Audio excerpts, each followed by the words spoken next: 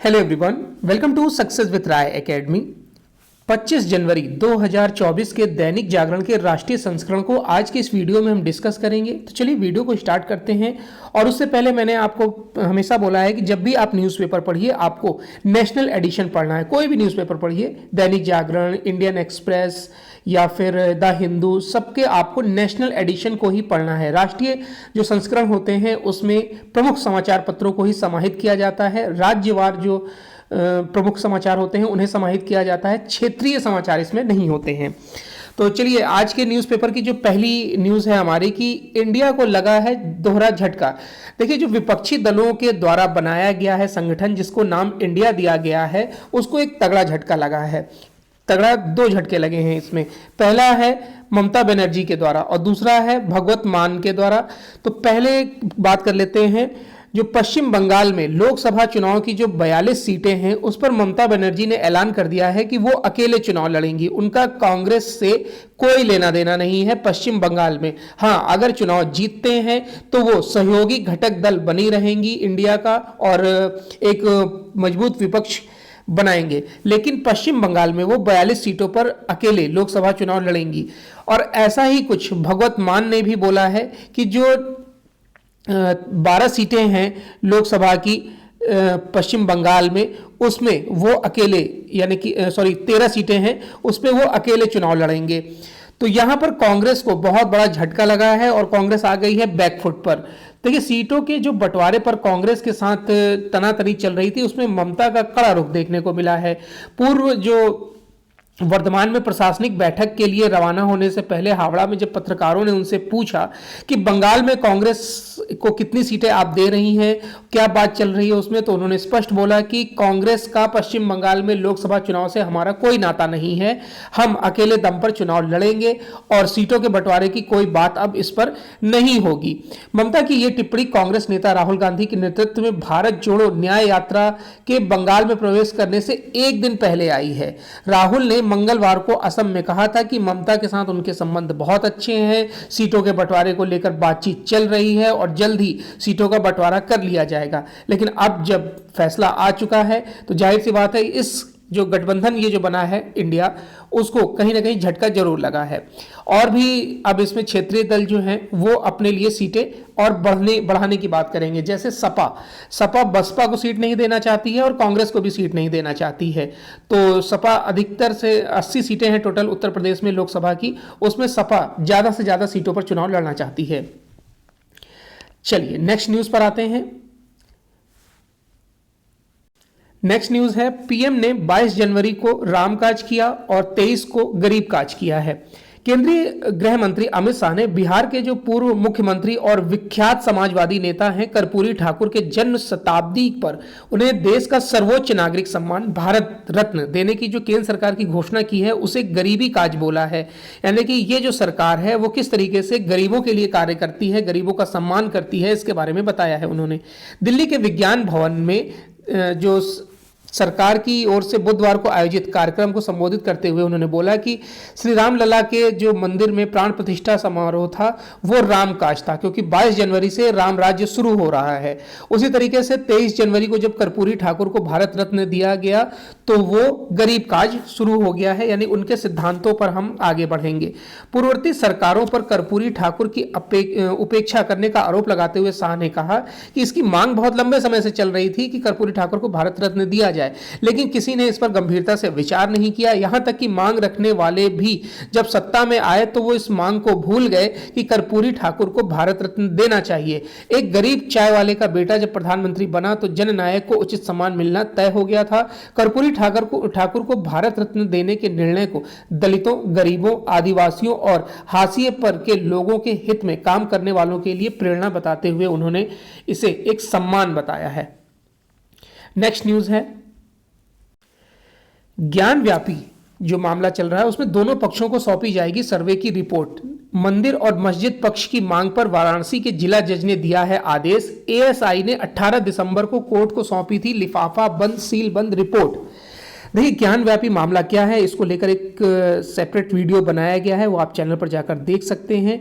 वो आप प्लेलिस्ट में भी जाकर देख सकते हैं। प्लेलिस्ट में इंपॉर्टेंट टॉपिक 2024 सेक्शन में आप प्लेलिस्ट में जाकर उसे देख सकते हैं। और इस प्लेलिस्ट में आपको इस वर्ष के जितने भी महत्वपूर्ण टॉपिक चलते आ रहे हैं या फिर जितने भी इंपॉर्टेंट टॉपिक्स हो सकते हैं उसको उस पर वीडियो बनाकर उसमें समाहित किया गया है उस प्लेलिस्ट में। देखिए, वाराणसी के जिला जज ने ज्ञान व्यापी में हुए जो भारतीय पुरातत्व सर्वेक्षण की रिपोर्ट को दोनों पक्षों को सौंपने का आदेश दिया है। जो जिला जज हैं डॉक्टर अजय कृष्ण विश्वेश ने बुधवार को यह आदेश देते हुए कहा कि जब तक सर्वे रिपोर्ट मंदिर और मस्जिद पक्ष को सौंपी नहीं जाएगी तब तक उस पर आगे की सुनवाई कैसे होगी। एएसआई ने बीते वर्ष 18 दिसंबर को ही सीलबंद रिपोर्ट अदालत को सौंप दी थी। मां श्रृंगार गौरी केस की जो वादनी है सीता साहू, रेखा पाठक, मंजू व्यास, लक्ष्मी देवी की तरफ से उनके वकील विष्णु शंकर जैन ने सर्वे रिपोर्ट की प्रति दिए जाने का अदालत से अनुरोध किया। उनका कहना था कि यह जनहित का मुद्दा है। मंदिर पक्ष की ही एक अन्य वादी राखी सिंह का कहना था कि अदालत में दाखिल रिपोर्ट के अध्ययन का अधिकार वादी पक्ष को है। शुरुआत में प्रतिवादी अंजुम इंतजामिया मसाजिद ने रिपोर्ट किसी भी पक्ष को सौंपे जाने पर इसके सार्वजनिक होने की आशंका जताते हुए इसका विरोध किया था, लेकिन बाद में उन्होंने भी बोला कि ये वादी को दी जाती है तो उन्हें भी उपलब्ध कराई जाए। तो इस जो बहस थी उसमें ये बोला गया कि दोनों को अब ये रिपोर्ट दी जाएगी ताकि आप दोनों अध्ययन कर सकें और जो सुनवाई है उसको आगे बढ़ाया जा सके। ज्ञानव्यापी पर हमने एक वीडियो बनाया है, आप उसको देखिएगा, आपको पता चल जाएगा ये पूरा मैटर क्या है। जयपुर में आज रोड शो करेंगे प्रधानमंत्री मोदी और फ्रांस के राष्ट्रपति इमैनुअल मैक्रोन। देखिए, फ्रांस के राष्ट्रपति जो हैं वो 25 साल के आगे के संबंधों को लेकर वार्ता करेंगे। भारत और फ्रांस जो आगे आने वाले 25 साल हैं उसमें उनका रोड मैप कैसा रहेगा, द्विपक्षीय संबंध कैसे रहेंगे, इस पर लेकर वार्ता होगी। गुलाबी नगरी की सैर के साथ द्विपक्षीय मुद्दों पर होगी चर्चा। मैक्रोन है 75वें गणतंत्र दिवस समारोह के मुख्य अतिथि।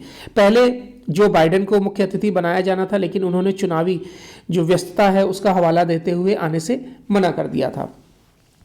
तो इसमें प्रधानमंत्री नरेंद्र मोदी और फ्रांस के राष्ट्रपति इमैनुअल मैक्रोन गुरुवार को जयपुर में अगले 25 सालों के संबंधों को लेकर द्विपक्षीय मुद्दों पर बातचीत करेंगे। दोनों नेता रक्षा सुरक्षा क्षेत्र में सहयोग, व्यापार, पर्यावरण परिवर्तन, स्वच्छ ऊर्जा में सहयोग बढ़ाने के मुद्दे पर गहन बातचीत के साथ ही छात्रों और पेशेवरों के आदान प्रदान पर भी चर्चा करेंगे।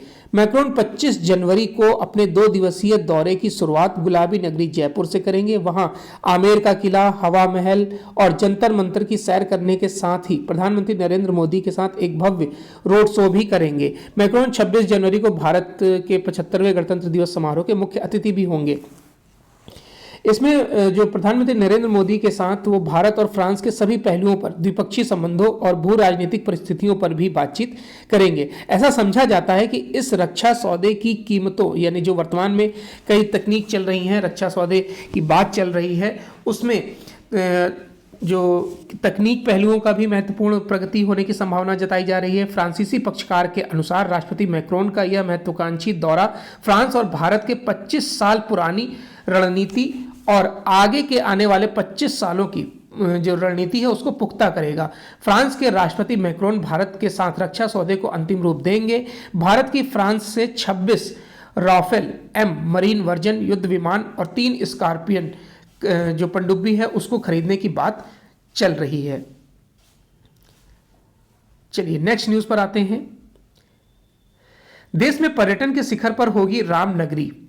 देखिए, अयोध्या, काशी और प्रयाग धर्म पर्यटन की त्रिवेणी में श्रद्धालु लगाएंगे गोता। पर्यटन में लखनऊ आवागमन के केंद्र बिंदु के रूप में उभरेगा।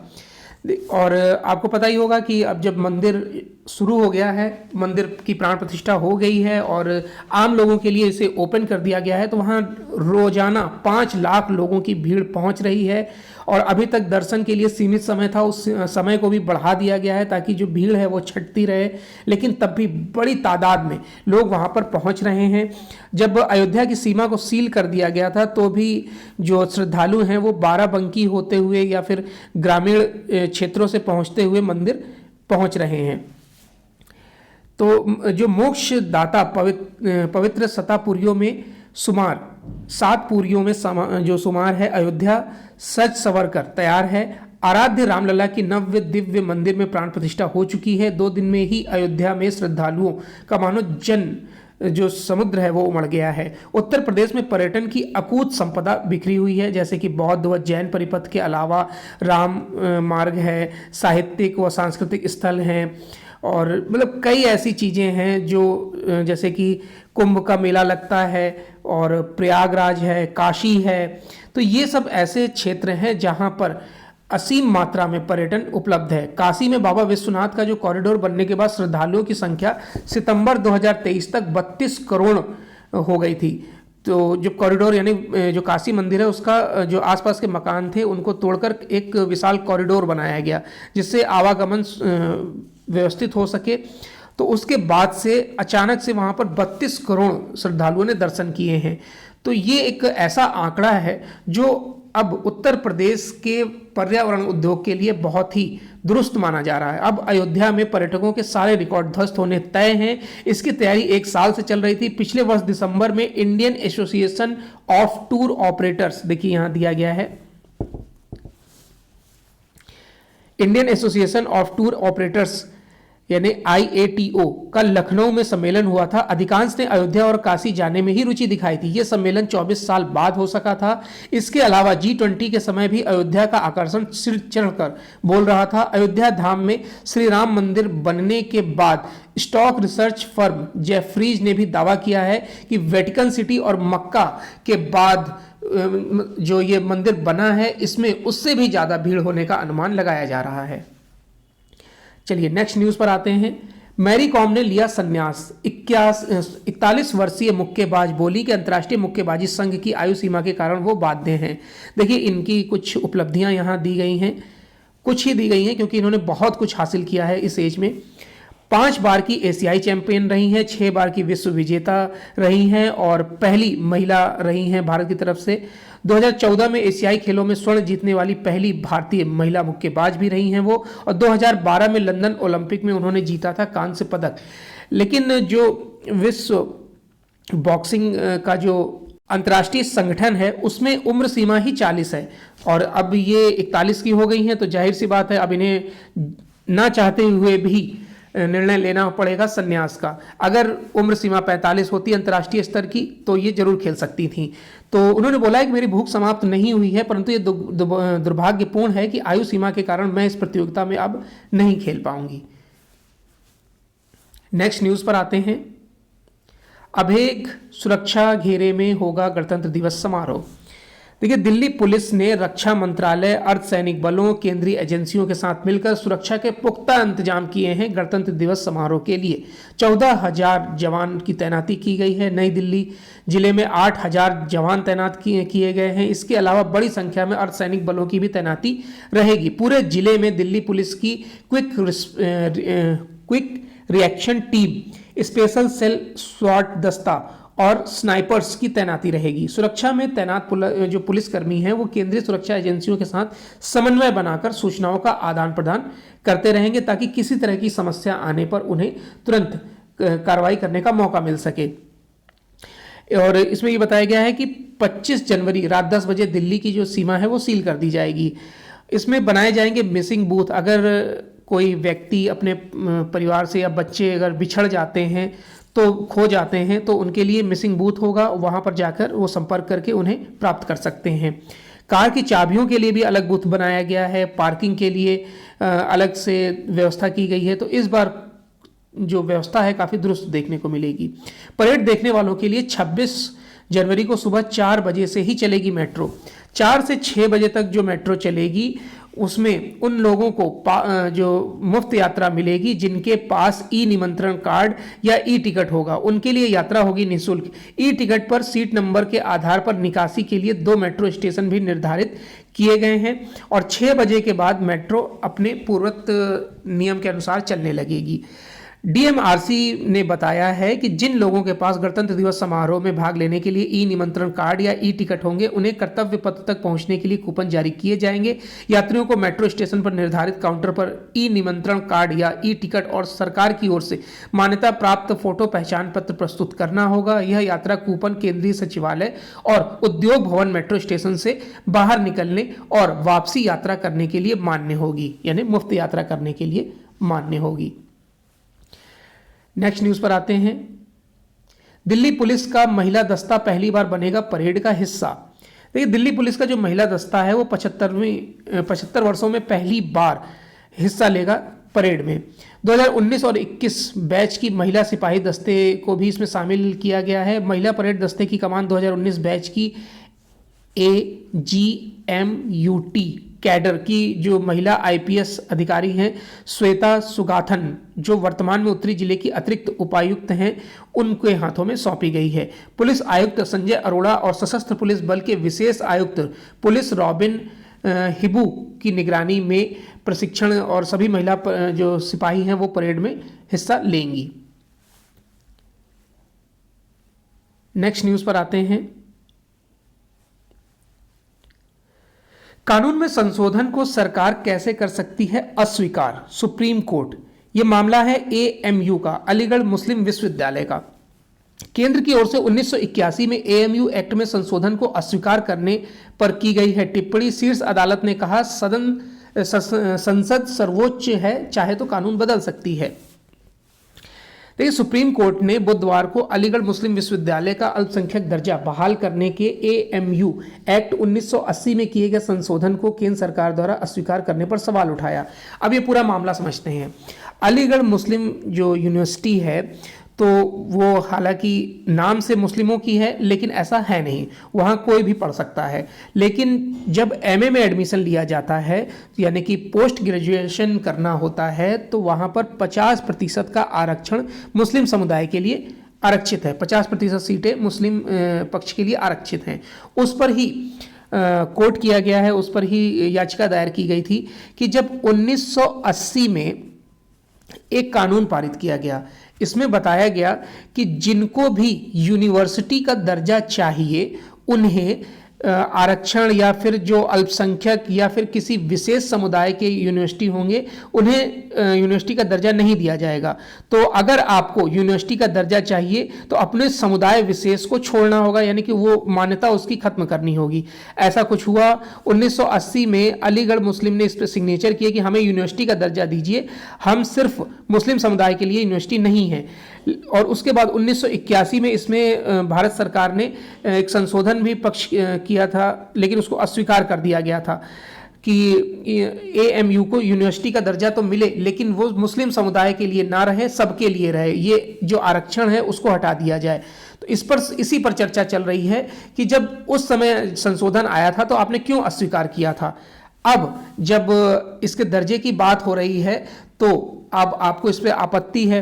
हालांकि जो सॉलिसिटर जनरल हैं वो केंद्र के रुख पर सवाल उठान सरकार की जो पैरोकारी कर रहे हैं, सॉलिसिटर जनरल तुषार मेहता लगातार कह रहे हैं कि वह यहाँ संविधान पीठ के समक्ष संवैधानिक सवालों का जवाब दे रहे हैं। सरकार इलाहाबाद हाईकोर्ट के फैसले के साथ है और उसे सही मानती है, जिसमें हाईकोर्ट ने 1981 के AMU एक्ट में किए गए संशोधन को रद्द कर दिया था, यानी कि MA में 50% आरक्षण लागू किया जाएगा।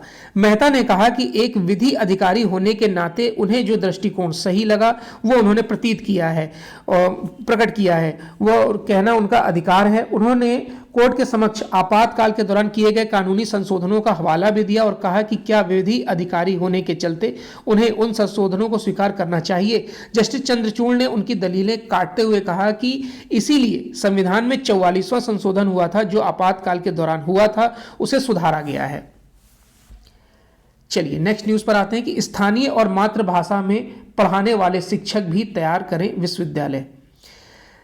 देखिए, UGC का निर्देश है कि भारतीय भाषा समिति के साथ मिलकर करें कार्य।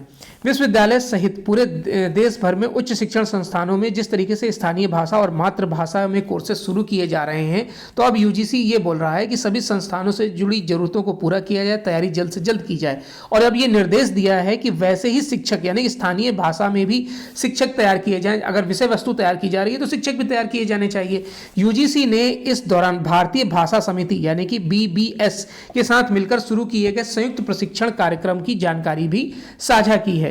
देश भर में विश्वविद्यालयों और उच्च शिक्षण संस्थानों को लिखे पत्र में उन्होंने बोला है कि यह कार्यक्रम फरवरी-मार्च माह में शुरू होगा। इसके लिए सभी संस्थानों से एक शिक्षक को नामित करने का भी आग्रह किया गया है, बोला गया है। UGC का मानना है कि मातृभाषा में पढ़ाने की पहल तभी आगे बढ़ पाएगी जब शिक्षक भी मातृभाषा में पढ़ाने के लिए तैयार हों। मौजूदा समय में देश में बड़ी संख्या में छात्र सिर्फ इसलिए उच्च शिक्षा तक नहीं पहुंच पाते हैं क्योंकि उनकी पिछली पढ़ाई मातृभाषा या स्थानीय भाषा में होती है। ऐसे में जब वो बड़े कोर्सेज के लिए आगे बढ़ते हैं तो उन्हें इंग्लिश में पढ़ना पड़ता है, जो स्थानीय भाषा में सुविधा महसूस करते हैं, तो इसलिए उन्हें दिक्कत होती है।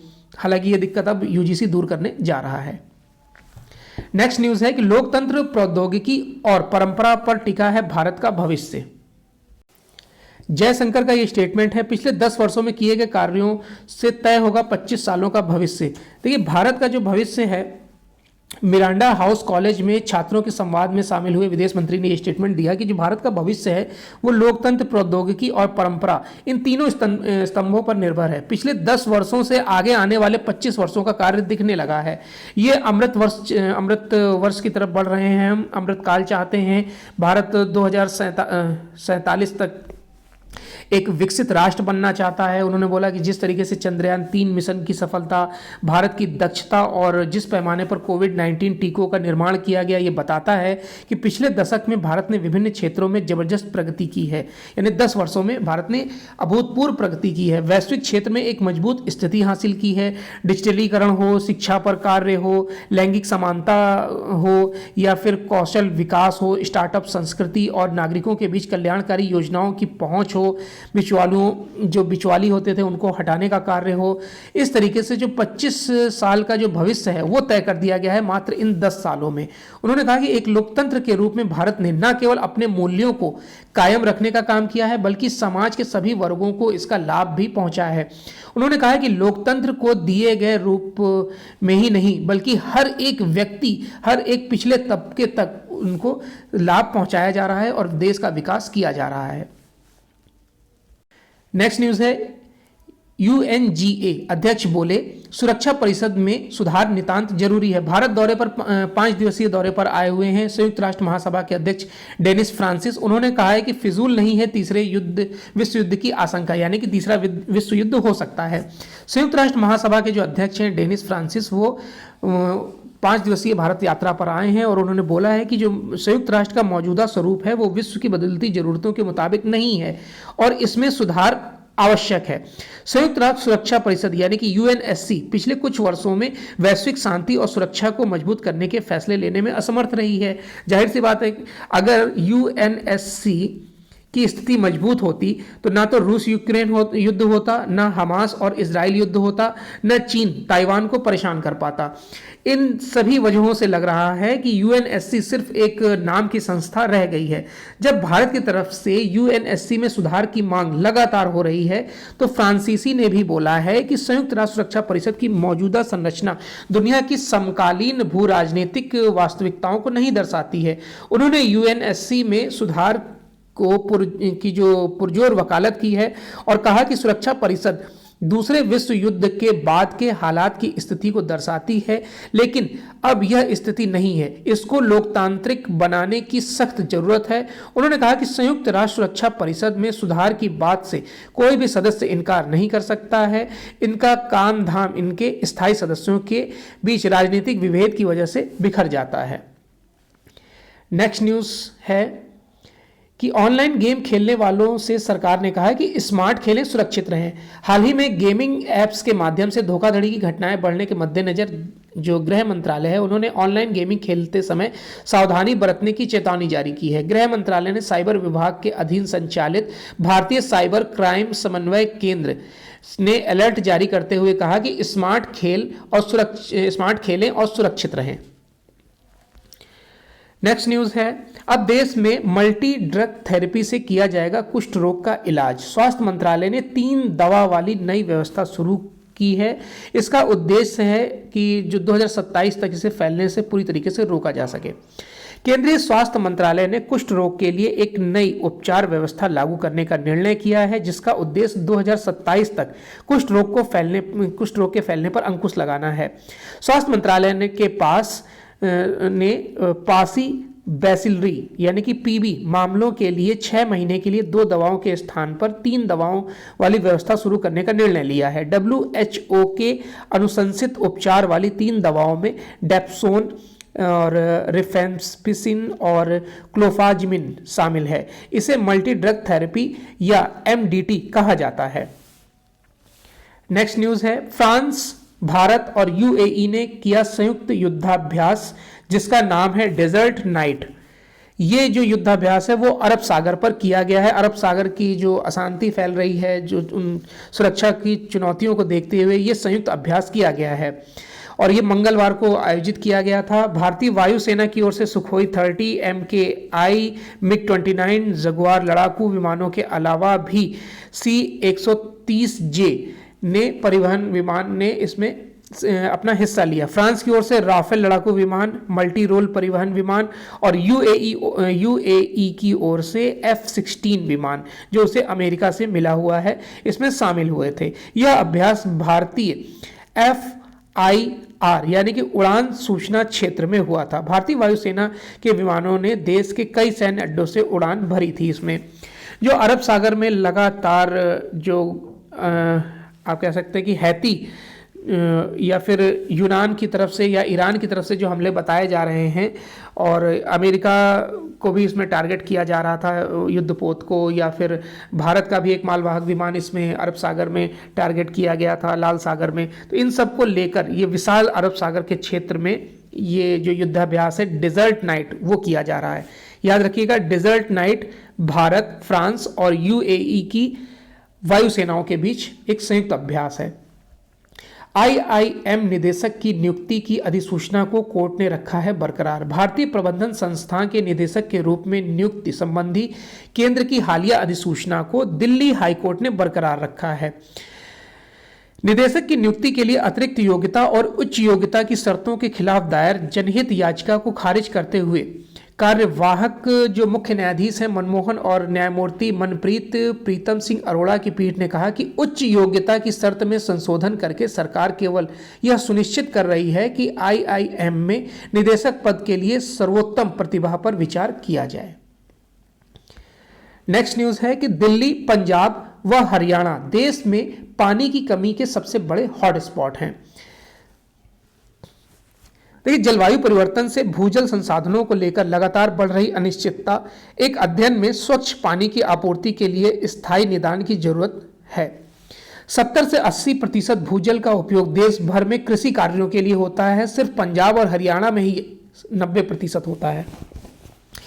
तो जलवायु परिवर्तन के असर पर भूजल संसाधनों में तेजी से फर्क पड़ रहा है। इसको लेकर एक रिपोर्ट प्रस्तुत की गई है। रिपोर्ट बनाई किसने है? ऑब्जर्वर रिसर्च फाउंडेशन ने। वर्ष 2022-23 में यह अध्ययन रिपोर्ट बताती है कि देश भर में भूजल में 70 से 80% की गिरावट आई है और 90% तो पंजाब और हरियाणा में इसका इस्तेमाल होता है। 10% भूजल घरेलू खपत यानी कि पीने का पानी, खाना पकाना, धुलाई आदि के लिए इस्तेमाल होता है। दिल्ली में भूजल का उपयोग बड़े पैमाने पर निर्माण कार्यों, उद्योग और देहात क्षेत्रों में सिंचाई के लिए किया जाता है। इसमें संयुक्त राष्ट्र पर्यावरण कार्यक्रम के एक अध्ययन में भी यही बात सामने आई थी जो आंकड़े अभी प्रस्तुत किए गए हैं। इस अध्ययन के अनुसार दिल्ली में पानी की आपूर्ति से संबंधित मात्रा, गुणवत्ता, कवरेज, उपयोग एवं निपटान के मुद्दे ज्यादा हैं। दिल्ली के लोगों को सुरक्षित एवं स्वच्छ पानी की पर्याप्त आपूर्ति सुनिश्चित करने के लिए सहयोगात्मक प्रयासों एवं स्थायी समाधानों की जरूरत है। अध्ययन में पाया गया कि मूविंग बेड बायोफिल्म रिएक्टर प्रणाली दिल्ली की स्थिति के लिए सबसे उपयुक्त है। जहां संभव हो इसे नए उपचार संयंत्रों में उपयोग करना चाहिए। दूसरी ओर दिल्ली जल बोर्ड राष्ट्रीय राजधानी की कुछ झीलों और जल निकायों को भी पुनर्जीवित करने का प्रयास कर रहा है। चलिए नेक्स्ट न्यूज पर आते हैं। नेक्स्ट न्यूज है एडिटोरियल पेज से। एडिटोरियल पेज में जो पहला आर्टिकल है वो है राम निर्माण के साथ कि एक नए युग का आगमन हुआ है। राम मंदिर निर्माण के साथ हम नए युग में पदार्पण कर रहे हैं। यह नवयुग आशा और विश्वास के साथ ही जिम्मेदारियों से भरा हुआ है।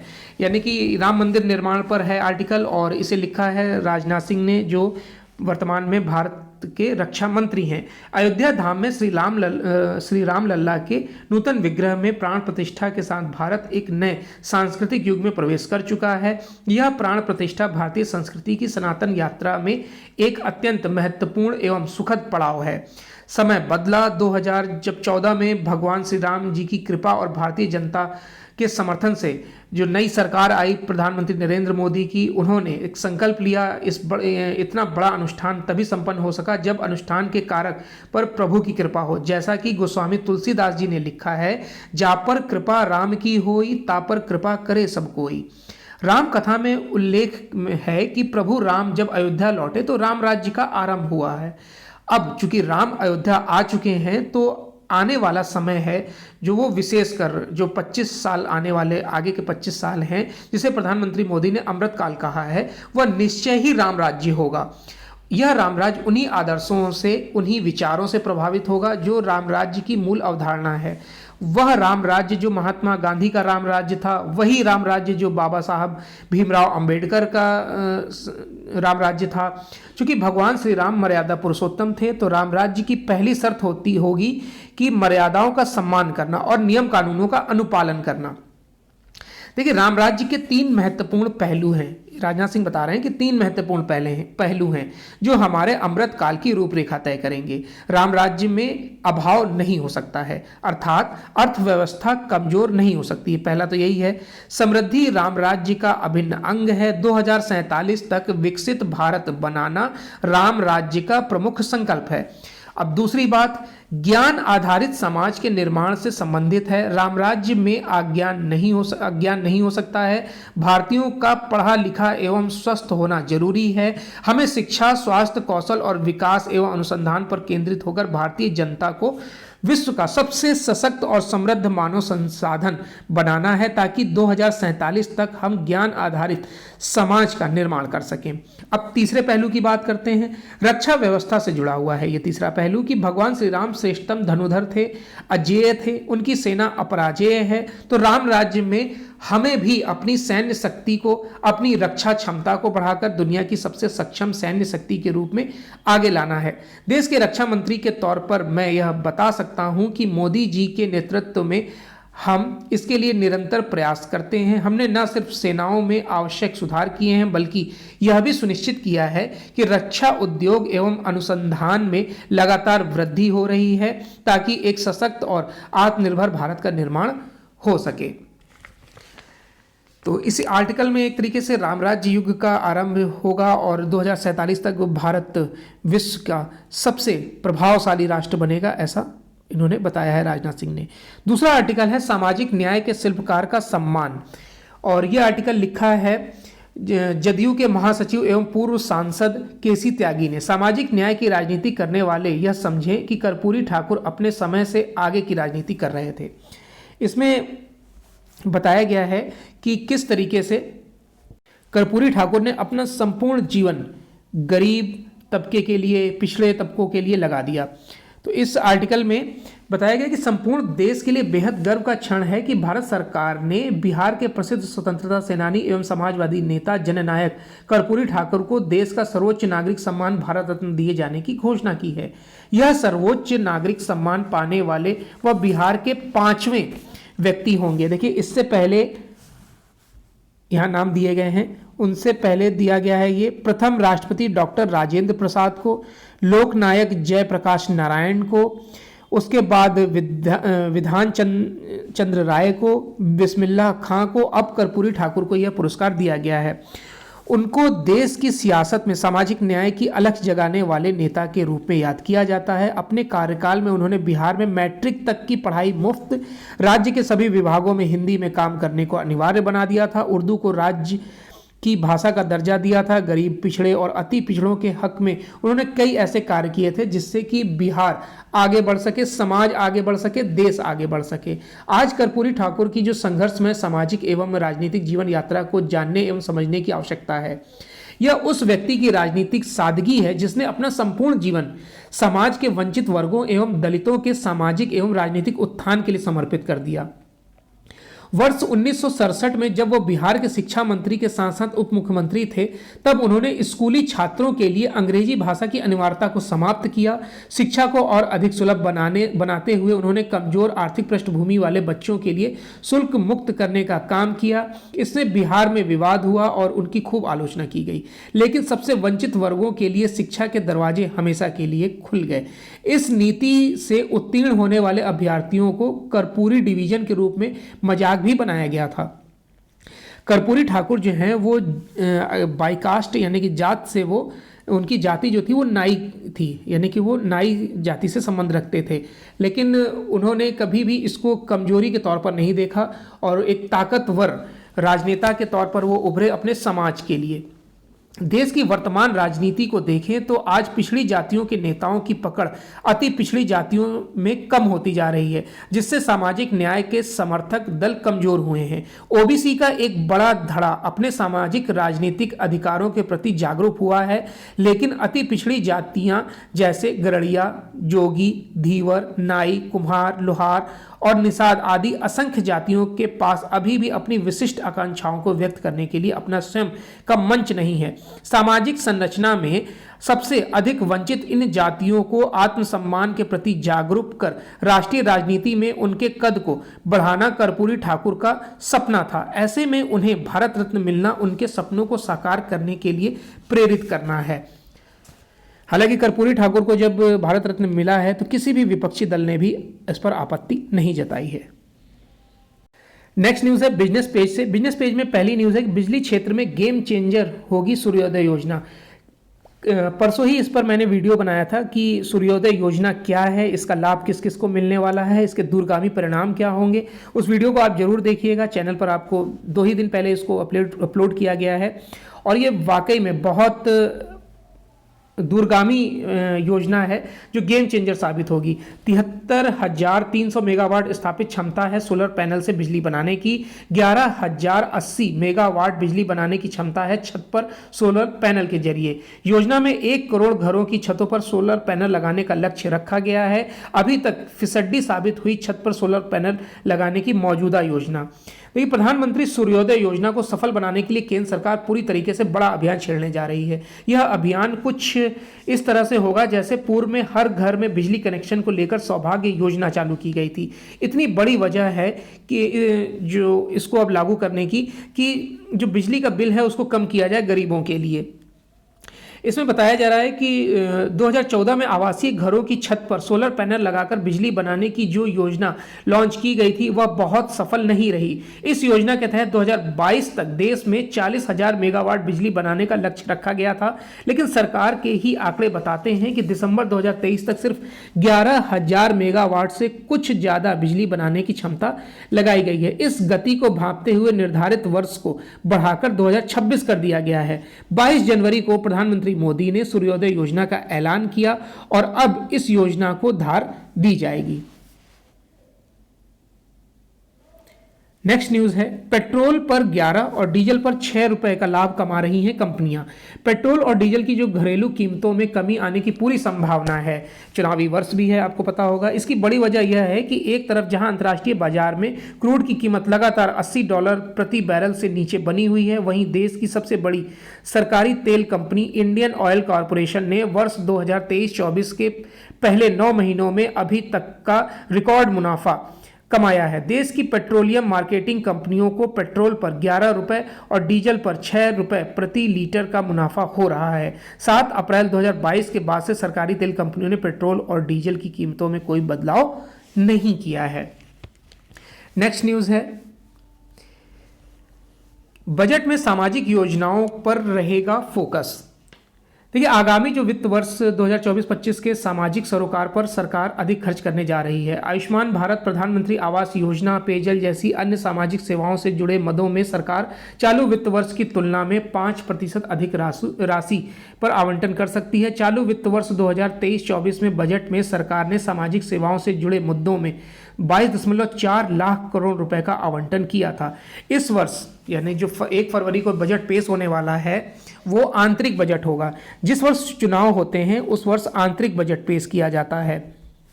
आंतरिक बजट पेश किया जाता है। पूर्णकालिक बजट चुनाव के बाद अगर यही गवर्नमेंट आती है तो पेश करेगी, अगर गवर्नमेंट चेंज होती है तो वो दूसरी गवर्नमेंट फिर से बजट पेश करेगी। चलिए, इसमें 2 बातें और दी गई हैं, ये भी देख लीजिए कि इस बार भी पेपरलेस बजट होगा, यानी कि डिजिटल PDF के तौर पर सबको दिया जाएगा ऐप के माध्यम से। और मनरेगा के मद में भी वृद्धि संभव है। मनरेगा में जो 98,000 करोड़ रुपए खर्च होने का अनुमान है उतनी राशि उसको दी जाएगी मनरेगा को। नेक्स्ट पेज पर आते हैं जो है इंटरनेशनल पेज। इंटरनेशनल पेज पर पहली दो न्यूज़ें युद्ध से रिलेटेड हैं, जैसा कि आप देख रहे हैं गाजा में यूएन कार्यालय पर गोलाबारी और रूस यूक्रेन युद्ध, इन दोनों को हम स्किप करेंगे। और न्यू हैम्पशायर प्राथमिक चुनाव में ट्रंप ने निकी हेली को हरा दिया है। देखिए, डेमोक्रेटिक पार्टी से जो बाइडेन ने जीत हासिल की है। भारतवंशी हेली ने कहा कि दौड़ अभी खत्म नहीं हुई है। रिपब्लिकन पार्टी से जो उम्मीदवारी पाने के लिए न्यू हैम्पशायर में हुए प्राथमिकी चुनाव में पूर्व राष्ट्रपति डोनाल्ड ट्रंप ने अपनी प्रतिद्वंदी जो है निकी हेली को मात दे दी है। ट्रंप ने 53.1% मत प्राप्त किए हैं।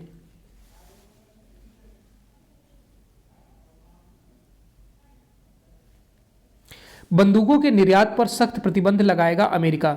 विदेश में होने वाले अपराधों व मानवाधिकारों के उल्लंघन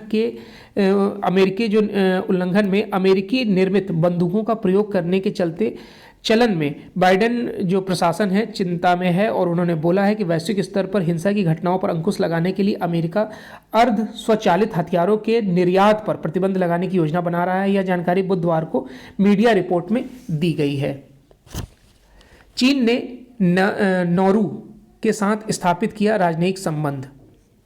चीन और नौरू के बीच आधिकारिक तौर पर बुधवार को राजनयिक संबंध फिर से बहाल हो गए। ताइवान में हुए राष्ट्रपति चुनाव के बाद नौरू ने ताइपे से संबंध तोड़ लिए थे और चीन का समर्थन किया था। चीन के विदेश मंत्री वांग वी ने अपने समकक्ष से बीजिंग में भेंट की। उन्होंने कहा कि यह एक चीन के सिद्धांत को दर्शाता है। नौरू के विदेश मंत्री लियोनेल एंजामिया ने कहा कि उनका देश यह मानता है कि ताइवान चीन का हिस्सा है।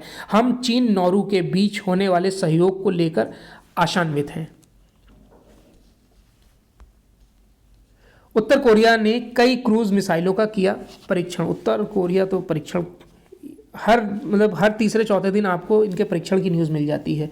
उत्तर कोरिया ने पश्चिमी तट पर कई क्रूज मिसाइलों का परीक्षण किया है। दक्षिण कोरिया के ज्वाइंट चीफ ऑफ स्टाफ ने कहा कि उत्तर कोरिया का यह कदम तनाव बढ़ाने वाला है। मिसाइल मंगलवार को स्थानीय समयानुसार तड़के 7 बजे दागी गईं। यह नहीं बताया गया कि कितनी मिसाइलें दागी गई हैं। हालांकि दक्षिण कोरिया ने कहा कि उत्तर कोरिया की हरकतों पर उनकी लगातार नज़र बनी हुई है। तो ये आज का 25 जनवरी 2024 का दैनिक जागरण का राष्ट्रीय संस्करण था। आई होप आपको वीडियो अच्छा लगा होगा। अगर वीडियो अच्छा लगा हो तो लाइक और शेयर कर दीजिएगा। वीडियो देखने के लिए धन्यवाद।